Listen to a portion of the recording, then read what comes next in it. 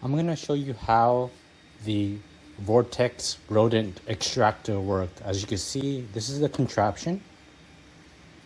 And this is how you use it. Really simple. Here you have the port for the vacuum, and in the back you have for the power. So let's go ahead and set it up real quick. Plug in the power. So this is the power from the wall extension cord. You plug that into the back here, like so. There you go. So now you need the vacuum. So I'm using the Craftsman vacuum right there. Get the hose for it and plug it in into the shop vac port. And there we go. And now you need to plug in the vacuum so it turns on. So I'll get that in and plug it into the vacuum port. Okay. And now you can lay this in flat or however you want that. And then turn on the vacuum. Okay. And now it's activated. To test it, we're going to use a piece of plastic here.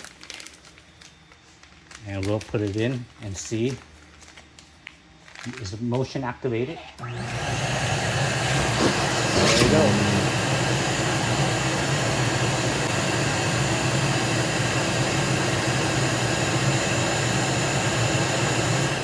And after about 7 seconds, the vacuum resets. And once a rodent goes in there and it sees some motion, it'll suck up the rat again, and it continues. And that's pretty much it. So that's the basic details. So now let's go into the details of what this is about, and I'll show you how it comes shipped. So now the details of the Vortex Rodent Extractor. It'll come shipped in a box similar to this. Once you open it, you're gonna have some parts here. There should be three main parts, or three parts to it. This is the main unit here, the main unit with the sensor assembly here. The sensor assembly there's no serviceable parts, so you don't need to open it and service it. So outside or other than the main body, you have the bait tray. So goes in here like that. So once you get it from the box, there's gonna be very light assembly. Let me show you all the parts first. So you have three parts: the tray, the main unit, and the vacuum adapter, as you can see here. So the light assembly is very easy. Just insert in order to use it, first, if you want to use it right away, you're gonna want to put in some bait here for the rat. So we recommend like peanut butter. Put it in the recessed cup there. So, and the reason why it's recessed, because once the rat comes here, once at this part, the motion sensor is going to see it, and it's going to suck up the rat. So this bait should last quite some time, because the rat may nibble on it a little bit, but for the most part, it'll be sucked in before it eats the whole bait. So this system's made to vacuum up and suck in the rats. Many of them, dozens, who knows, but as many as I guess it can accommodate the vacuum, or once you get rid of your rodent in a few days, covering a few days.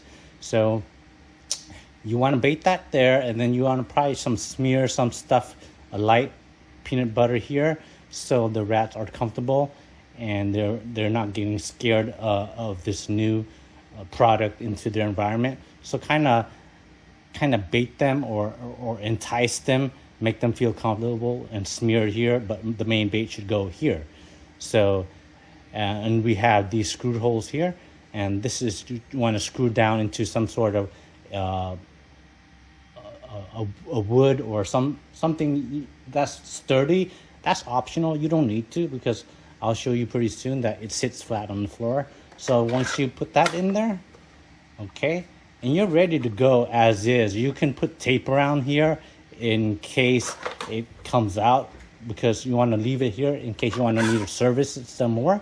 So, but we include some screws here. So you want to line up this hole, and you can see there's screws right there.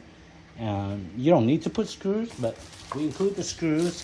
The screws will be part of the vacuum adapter. As you can see in this bag here, there should be 2 screws, 1 and 2. So the longer screw goes into the bait tray. Okay.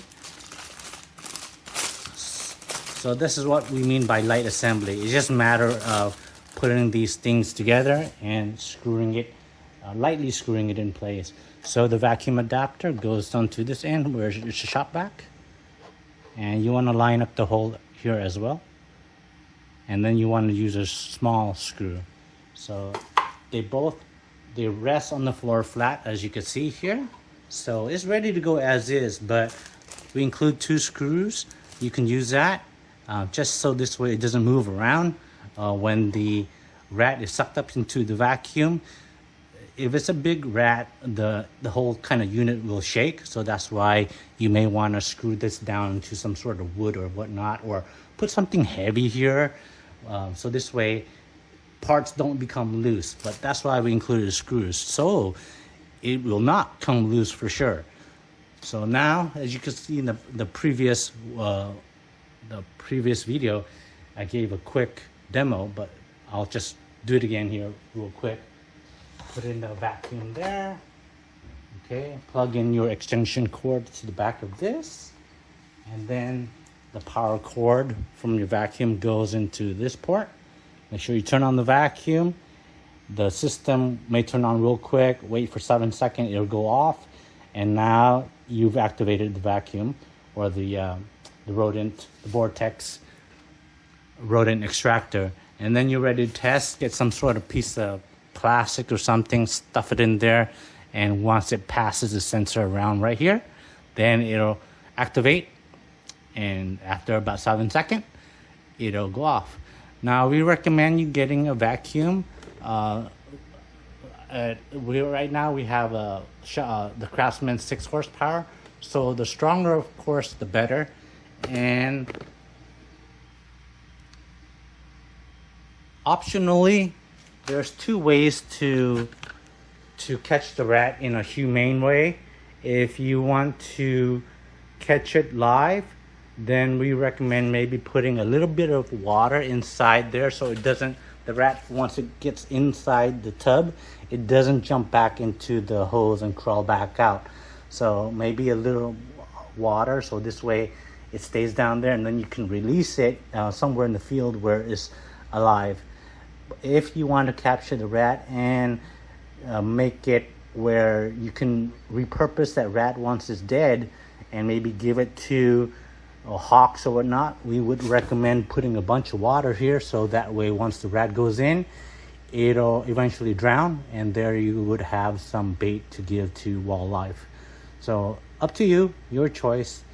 We also recommend that you remove the filter, so this way it's kind of stronger. It'll be, because especially if you're filling with water, you don't want the filter to be wet.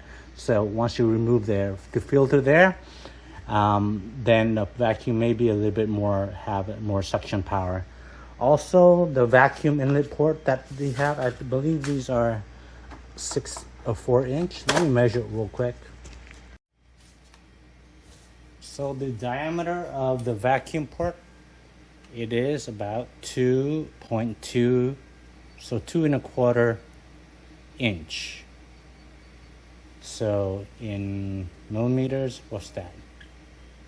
Switching to millimeters, you're looking about 57 or so millimeters. So make sure your vacuum inlet port is that size, because this adapter fits snugly right into that. Of course, if you have some other different shape, maybe you can improvise and use some sort of duct tape or whatnot, but these are the standard hoses for the shop vac, and we don't recommend getting any small diameter because the rat may not fit in there, depending on how big the rat is. And so that concludes the installation and demo of the product. Hopefully you find this product useful. Thank you.